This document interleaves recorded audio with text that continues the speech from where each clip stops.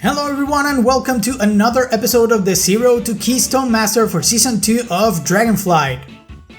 As always, I am Diode and I'm glad you made it to another episode. I finished last week on a low note because I went into my first ever 16 dungeon with a healer quitting halfway through it and I only managed to unlock one slot in the vault. But this is episode 6 and if you watch Season 1 series, you know what happens on episode 6. Keystone Master, baby! Woo! Yeah, baby! That's what I've been waiting for. So, grab a snack, grab a drink, sit down comfortably, and get ready to have your brains blown away by amazing storytelling, compelling gameplay, and a thrilling story of how I got Keystone Master. Did I grab your attention? Are you ready to be entertained? Are you ready for the final episode in my Season 2 Zero to Keystone Master series where I played a Shadow Priest and a lot of people complain because it's a meta pick and I supposedly got free invites to dungeons because of power infusion? Well, too freaking bad. I actually have a lot of depleted keys this final run, but Zero to KSM is basically a numbers game where you have to play smart, not hard. So as long as you're doing better than the previous week, you're gonna rank up. So, sorry for hyping you up, but now that you're invested, be sure to subscribe, like the video, and enjoy the show. So let's see how I did. The week begins at 424 item level and 1600 rating for the Mythic Plus dungeons. This week is gonna be a fortified week, which means that the mobs in dungeons are stronger than usual, and as a Shadow Priest, I love that. The longer they take to defeat, the bigger my DPS numbers. Looking at my fortified ratings, there's a lot to work with and a lot of rating to be gained. Freehold and Brackenhide don't even have a fortified run recorded, so literally anything I do will bring my rating up. Neltharion's Lair and Hall of Infusion are only at +9 and +6 respectively, so taking my item level into account and the fact that I'm playing in the 10 to 15 bracket, those dungeons will also upgrade my rating. I've already completed all the weekly quests, so I don't need to bother you guys repeating everything I do each week for the rep grinds and whatnot. Just know that these chests save me nothing this week, except some crest fragments and a piece of Shadow Flame Spark for more crafted items. The vault does give me an upgrade with some new shoes, and seeing as that is my only option, I take them, equip them, and then I do the usual item upgrade, auction house shopping for enchants and gems, and most importantly, transmogrification. With all the prep work done, let's get into the dungeons. This week begins in a 15 Neltharion with a group composed of a Vengeance Demon Hunter, a Holy Paladin, BM Hunter, Augmentation Evoker, and yours truly. And listen, I'm not here to perpetuate a stereotype, to keep pushing a meme, but we have our first wipe, and then our second, bringing the death counter to 9 before the first boss, and I'm not gonna say someone off-pulled and made a big bolstering pull, even bigger and bolsteringer, but I will give you a hint, and if you figure it out before this run ends, you have to subscribe, like the video, and comment "Grats on the KSM achievement, that is a nice mount, it was the hunter who pulled." Okay? I hope that makes the video a bit more interactive and I hope you can figure it out. So, we make it to Magma Tusk and the fight is cleared with no accidents, deaths, or random wipes. Moving along, and this is the first run where I started consciously doing this, but every time I get entangled I press Fade, which when upgraded with the Phantasm talent in the class tree, just clears the affix and I don't have to run around like a maniac to get rid of it. Thanks to Kashug, I'm sorry if I mispronounced your name, on my comments but for pointing this out a few episodes back. You changed my game, dude.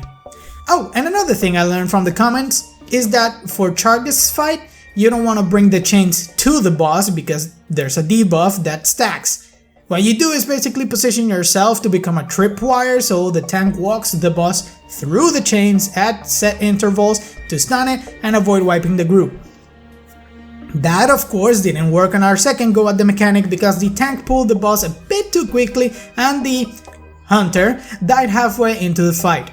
Also, this is the week where I truly leaned into my class instead of just my spec.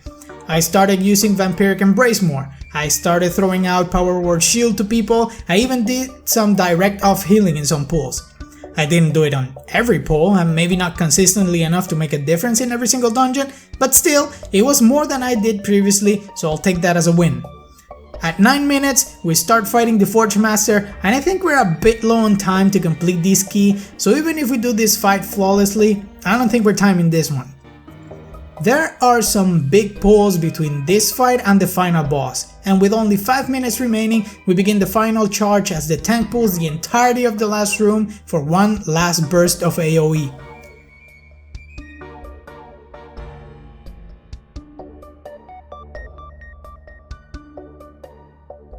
The final group is cleared, and we still have 5% to go for completion. So even with the messy pulls at the beginning, we still skipped some key mobs and lost even more time with this unexpected extra pull. That last pull really killed the timer because we begin the last fight with barely 2 minutes remaining. The fight comes down to the wire, and we might have done it in time if I didn't die right here. I had no idea that the trinket I had used to remove the absorb shield would make me charge right into the boss and right on top of all the lava pools. Regardless, we clear the key and get a measly 11 points to my rating with some spare change for repairs.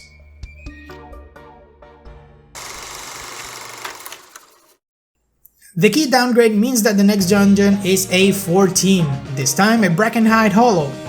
I invite a druid tank, a priest healer, a warlock, and I have no idea why I keep doing this to myself, another hunter. Hopefully, I can get an upgrade by having 3 cloth classes in the same group.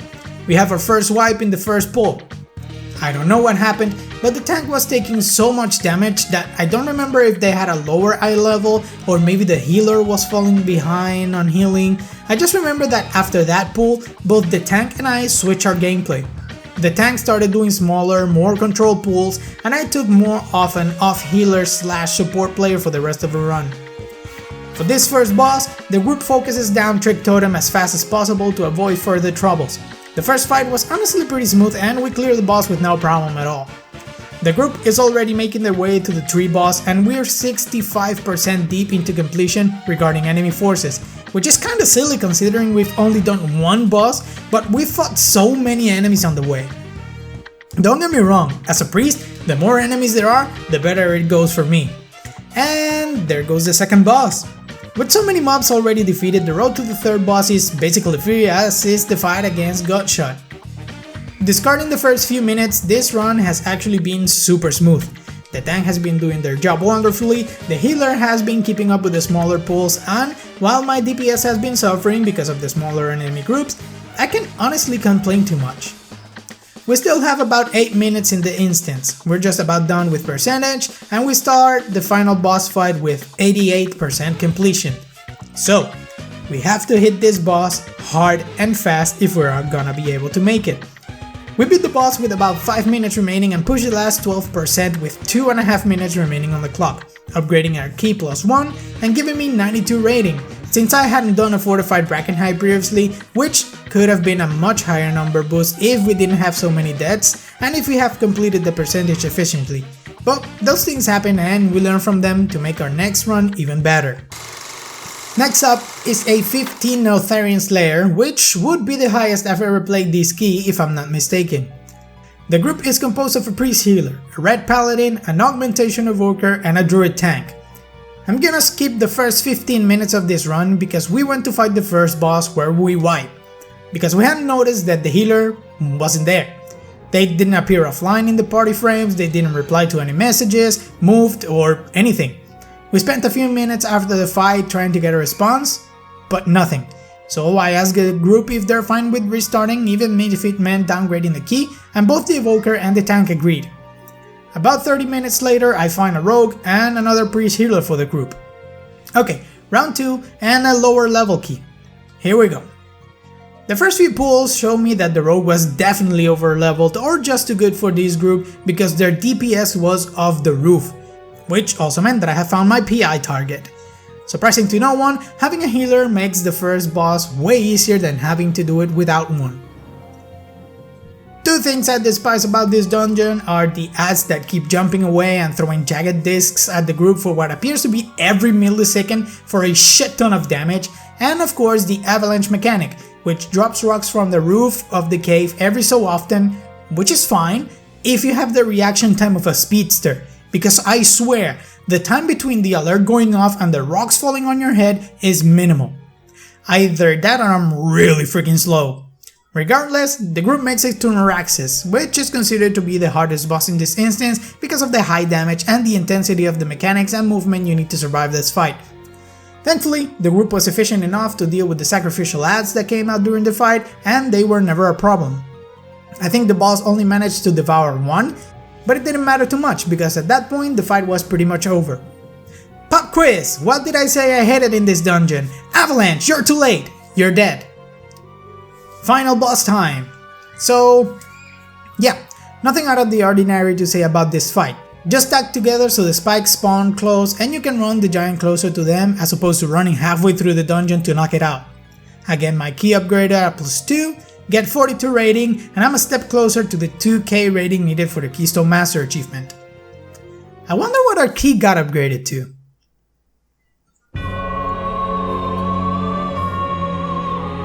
Oh no.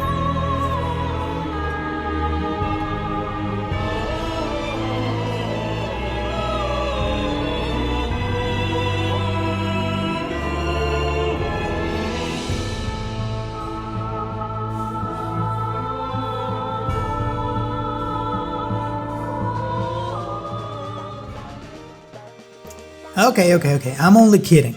Despite my PTSD of this place being very real, this run was, without a doubt, the smoothest, most fun run of this place I've ever been in.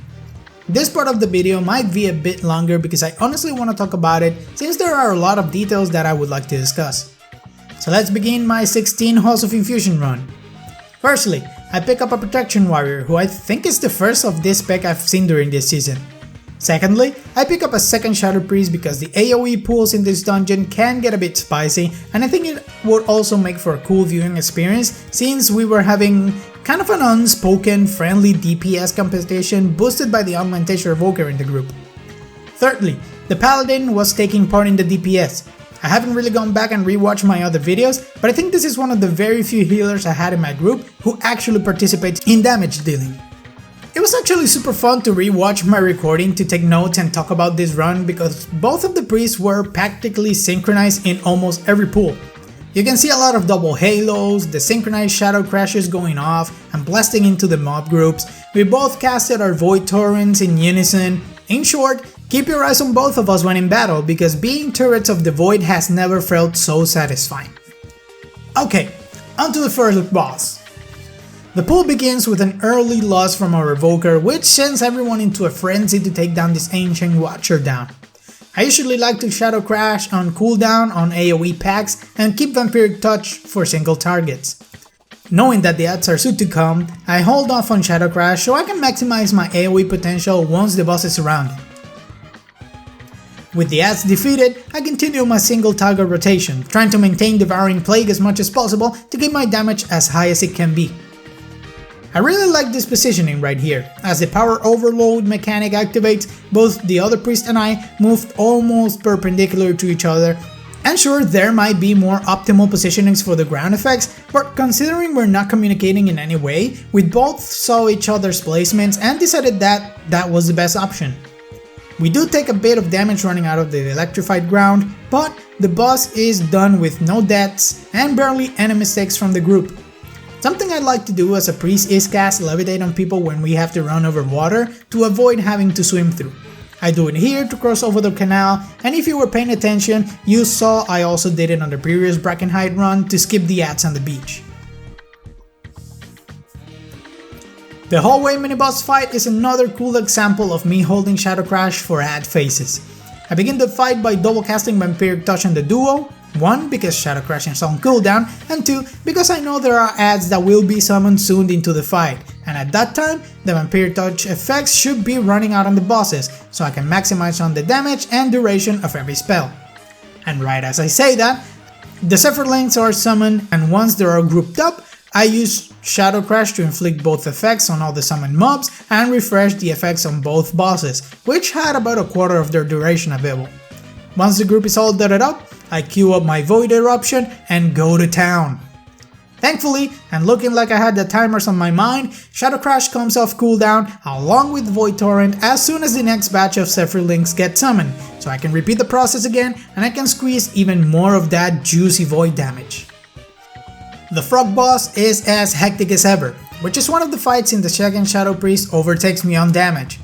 I have to keep moving so much because of the random ground effects, the little frogs wanting to have me for dinner, that I barely get off any casts.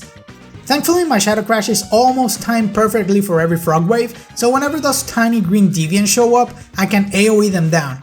Even having considered that, there's a moment where I get to 8 stacks of the poison and I have to use dispersion I think for the first time ever this season.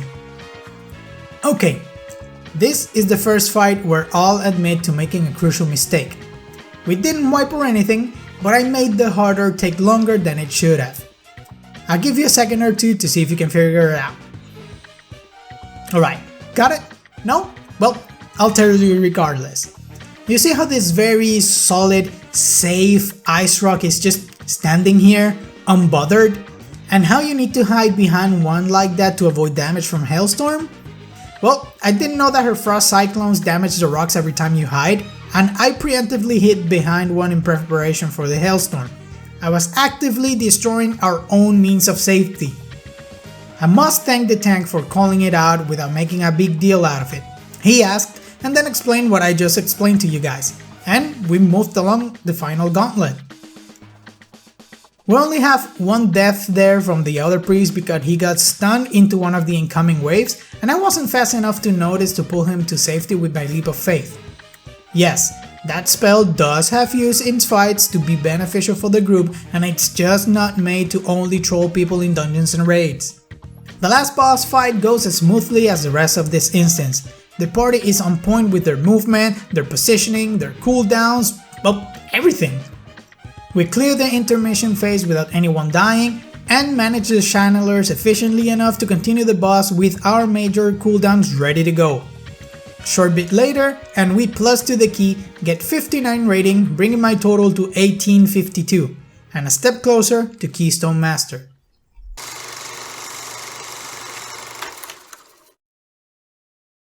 My next dungeon is a plus 18 Freehold, which means that this will be both my highest key on this character for the season and the highest fortified Freehold on the season, which in turn means that if I get to clear it, I might be able to get Keystone Master now.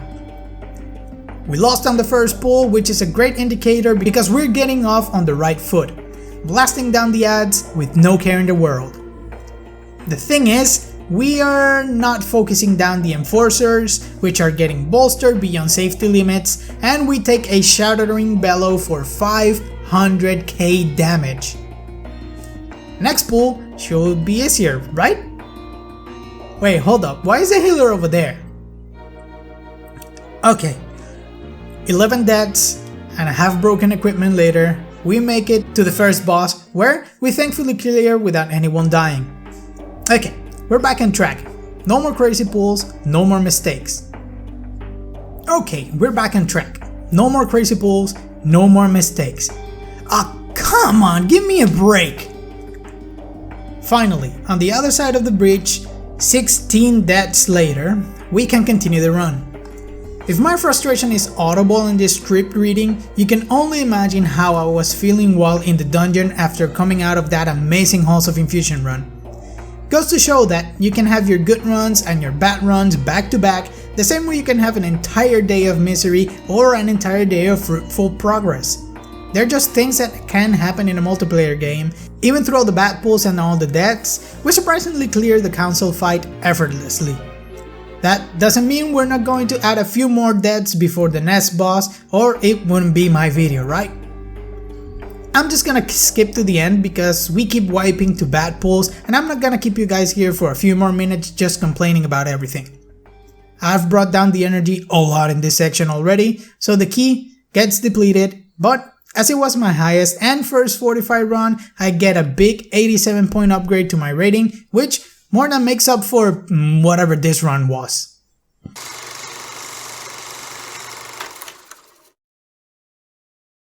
The next dungeon in my itinerary was a 17 Neltharion's Lair, which makes it my second highest key this season and my highest for this dungeon. I've covered this place earlier in the videos, I'm not gonna basically repeat what I said in that section, so just know that we had 15 deaths, most of them to Avalanche of course, but even with that we managed to clear the dungeon in time, plus 1 my key and getting 29 rating. Ooh, I'm so close to KSM that if everything goes well in the next dungeon, that'll be it for me. Or at least I hope so, because I've been saying that for the past 3 dungeons.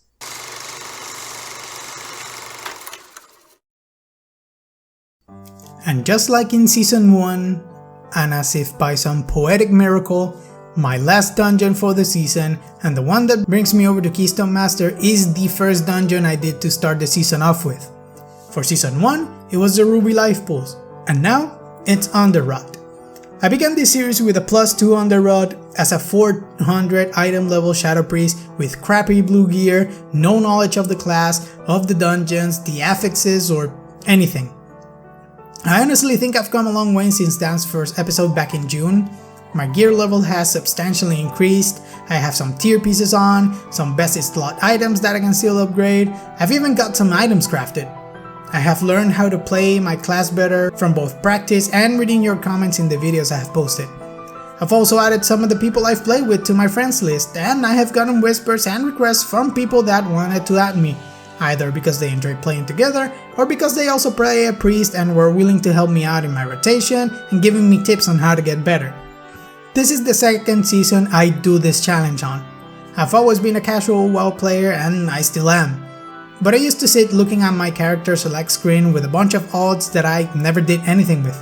And even when I logged in, I just used to queue up for the LFR and do some world quests for some crappy blue items or whatever may have dropped from the raid. The only time I've played this game quote unquote seriously was back in Shadowlands, where I had joined a guild and got my first and only ahead of the curve achievement when we defeated Heroic Denathrius back in Castle Nathria. After that, I fell back on the usual casual grind because I was honestly overwhelmed by all you had to do to keep a character up to date to play the game at an acceptable level. I ended up quitting shortly after and, like a lot of people, came back for Dragonflight, where I did the same thing I always did of leveling alts and letting them rot in the character select screen until I started watching the 0 to KSM videos, and well, I decided to try it out myself. Thanks to that decision, my channel has grown exponentially. I'm closing in to 800 subscribers and my videos are getting over 1,000 views, which are crazy numbers for someone like me, and it's all thanks to you, the viewer. You who have watched me play bad and slowly get better, you who have liked and subscribed, who have left down comments in my videos on how you enjoy my content and how you can relate to being a casual player yourself. Honestly, that's the best thing you can ask for when creating content. I might not be the next Mr. Beast, I might not make videos that get a million views in 5 minutes, but I make videos that I enjoy making. Videos that keep me playing a game I love in a way I had never played before. But I think it's time to stop with the sappy commentary. We're about to finish the dungeon and, even though the timer runs out, we get enough rating to, again, just like in Season 1, achieve Keystone Master with an impressive score of 2001. If I had a nickel for every time I finish a 0 to KSM challenge on the same dungeon I started the season with, and by going over the 2k rating by just 1 point, I'd have 2 nickels. Which isn't a lot, but it's weird that it happened twice, right? And with that, the Season 2 0 to KSM challenge comes to a close. I went from 0 to 2001 rating, an item level of 400 to 429, and being able to complete some keys above the 15 bracket. I'm honestly proud of myself for being able to achieve this 2 times in a row with classes I had never played before and roles that I wasn't too familiar with. I've honestly learned a lot from the game and from you guys in the comments. I think I will keep playing the priest and try to climb a bit higher, maybe try to get all the keys above a +20. Maybe I'll dust off Dino Bear and try to get it up to speed with the gearing dispatch and into some Mythic Plus runs, and if I do, I'll just do that on my own time, without any restrictions to my gameplay and without the pressure of having a deadline to record, edit, and get on a video for YouTube. But now that I'm done with Season 2, I wonder what I'm gonna do for Season 3. If I get enough engagement in this video, maybe I'll open up a poll for you guys to choose a class and a role for the next challenge. But seeing as how Season 2 still has a while to go, I'm curious to see if you guys wanted to see more Dragonflight content right now. Maybe I can choose a class and try to get ahead of the curve before the next raid. Maybe I do another 0 to KSM challenge on another class and make this season a double feature. I do know I want to try a hardcore classic when it comes out at the end of the month, so if you guys are interested in some hardcore classic stuff, maybe I could take a break from posting content until then and try it out once it's available. I could also try and play Wrath of the Lich King, since those are eras of WoW that I have never experienced before. But I've been going on for too long, so I'll leave the decision on your guys' hands. I'm honestly enjoying World of Warcraft a lot right now, and I honestly wouldn't mind more of it. So be sure to subscribe and write down whatever you'd like to see from me in the future. As always, I'm Diode, thank you for watching this series, and I hope to see you guys tune in for the next one.